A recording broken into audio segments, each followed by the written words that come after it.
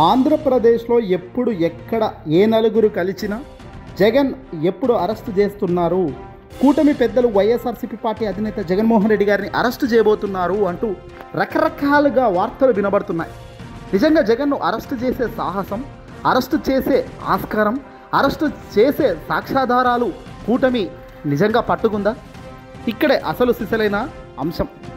YCP హయాంలో జరిగిందంటూ మద్యం స్కామ్లో ఓవైపు ఆధారాలు వెతుకులాటలో సిట్ చాలా బిజీగా కనిపిస్తున్న వేళ జగన్ మాత్రం అరెస్ట్ అవుతున్నారు అనే ప్రచారం కూటమి నేతలు చాలా పెద్ద ఎత్తున వ్యూహాత్మకంగా ప్రచారం అయితే జోరుగా చేస్తున్నారు. దీంతో రాష్ట్రంలో అసలు ఏం జరుగుతుందన్న చర్చ సాధారణ ప్రజల్లో సైతం ఇప్పుడు కనబడుతోంది. మద్యం స్కామ్లో ఇప్పటి వరకు సిట్ అరెస్టు చేసిన ఏకైక ప్రజాప్రతినిధి ఎవరైనా ఉన్నారు అంటే ఆయనే, సిట్టింగ్ ఎంపీ మిథున్ రెడ్డి గారు.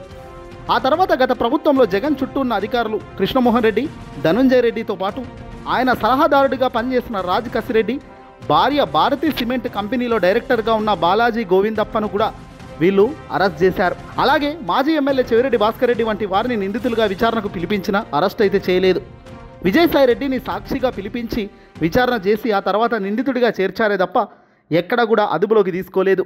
చివరగా జగన్ను తొలి ఛార్జిషీట్లో జస్ట్ ప్రస్తావించి వదిలేశారు.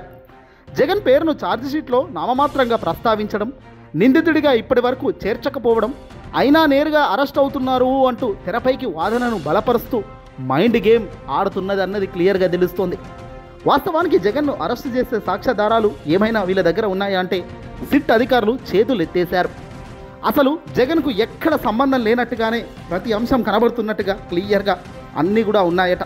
నేరుగా జగన్మోహన్ రెడ్డి గారు ఎక్కడ లబ్ధి చెందినట్టు కానీ, డబ్బులు తన చేతికి వచ్చినట్టు కానీ, లేదా తన ప్రేమేం ఉన్నట్టు కానీ ఎక్కడ నిరూపించే పరిస్థితి లేదట.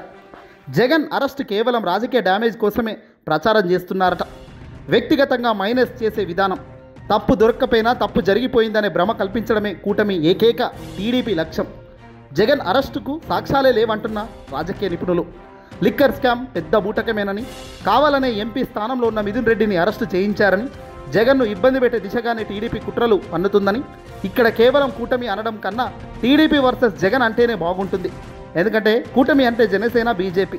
కానీ ఎక్కడ జగన్ అరెస్టు కావాలని కానీ, జగన్ అరెస్టు కోరుకున్నట్టు కానీ పవన్ కళ్యాణ్, జనసేన పార్టీ అధినేత పవన్ కానీ, లేదంటే బీజేపీకి సంబంధించిన వ్యక్తులు కానీ ఎవరు కూడా ఇప్పటిదాకా అనే పరిస్థితి లేదు. జగన్ జోలికి పోకుండా జాగ్రత్త పడుతున్న జనసేన, పవన్, బీజేపీ, మోదీ సర్కారాన్ని స్పష్టంగా చెప్పవచ్చు. అసలు స్కెచ్ ఇదిగో ఇక్కడే ఉంది. రాబోయే కాలంలో రాజకీయంగా ఊహించని పరిణామాలు రాబోతున్నాయట. టీడీపీకి ఊహించని డ్యామేజ్ ఖచ్చితంగా ఉంటుందంటున్నారు రాజకీయ నిపుణులు. అధికారంలోకి వచ్చిన తొలి ఏడాది ప్రజలకు ఏం చేశామన్నది మర్చిపోయిన కూటమి పెద్దలు ప్రతిపక్షంలో ఉన్న వైసీపీని ఎంత దారుణంగా ఇబ్బంది పెట్టామన్నది మాత్రం చరిత్ర గుర్తుపెట్టుకునే స్థాయికి, పతాక స్థాయికి తీసుకెళ్లారు. మోదీ చాలాసార్లు చెప్పారట, జగన్ను అరెస్టు చేయడం కేవలం తన సొంత ఇమేజ్ పెంచడమే అవుతుందని, సాక్ష్యాధారాలు పర్ఫెక్ట్గా లేనప్పుడు అరెస్టు జోలికి పోకండి అంటూ కూటమి పెద్దలకు అనేక సందర్భాల్లో జగన్మోహన్ రెడ్డి గారి విషయంలో స్పష్టంగా మోదీ సర్కార్ చెప్పారట. ఢిల్లీ నుంచి కీలక ఆదేశాలు, పిలుపులు ఈ మాదిరిగా ఉన్నాయి కాబట్టి ఇప్పటికీ కూడా ఆ జోలికి పోవట్లేదు. కక్షపూరితమైన చర్యలు తీసుకోవాలి, ఏదో 4 రోజులు అరెస్ట్ చేయాలి అనుకుంటే చేయొచ్చేమో, కానీ ఆ తర్వాత పరిణామాలు మాత్రం మన చేతిలో ఉండవు అన్నది చంద్రబాబుకు బాగా తెలుసు. గతంలో కూడా సేమ్ సినిమా, కానీ చివరిలో ట్విస్ట్. ఆ ధైర్యమే ఇప్పుడు జగన్మోహన్ రెడ్డి గారికి అఖండంగా ఉంది. అరెస్ట్ చేసే పరిస్థితి లేదు. పోనీ అరెస్ట్ చేసినా కూడా దానికి వచ్చే రెట్టింపు మైలేజ్ మరి ఏ ఇతర సమయంలో వచ్చే అవకాశమే లేదు. ఏ నాయకుడికైనా అరెస్టు తర్వాత పరిణామాలు పూర్తిగా మారిపోతున్నాయి. చంద్రబాబు నాయుడు గారు స్కిల్ స్కామ్లో అడ్డంగా దొరికిపోయారు. అసెంబ్లీ సాక్షిగా చంద్రబాబు నాయుడు గారి స్కామ్ ఏంటి, ఆ విధానం ఏంటి అనేది జగన్ వివరించే ప్రయత్నం చేసినప్పటికీ, ఆధారాలు బలంగా ఉన్నప్పటికీ, సాక్ష్యాధారాలు ప్రజల ముందు పెట్టినప్పటికీ ఎంతో కొంత చంద్రబాబుకు తన అరెస్టు కలిసి వచ్చింది. చంద్రబాబును అరెస్ట్ చేయడం, పవన్ అక్కడికి వెళ్ళి పరామర్శించడం, ఆ తర్వాత పొత్తులోకి వెళ్ళడం, ఇదంతా కూడా వాళ్ళకందరికీ ఒక మంచి అవకాశం ఇచ్చినట్టు అయింది. వెరసి ఈరోజు కూటమి అధికారంలోకి రావడానికి ఆ అరెస్టు కూడా కారణమే కావచ్చు. ఏం జరిగినా ఎంత పోయినా 40% ఓటు బ్యాంకు కలిగిన పార్టీ ఏదైనా ఉంది ఆంధ్రప్రదేశ్లో అంటే వైఎస్ఆర్సీపీ పార్టీ. ఎంత తొక్కుదామని చూసినా తొక్కే ప్రయత్నం చేయలేరు. ఎందుకంటే దాదాపుగా 40% ఓటు బ్యాంకు కలిగిన పార్టీగా ఈరోజు గట్టిగా నిలబడి ఉంది.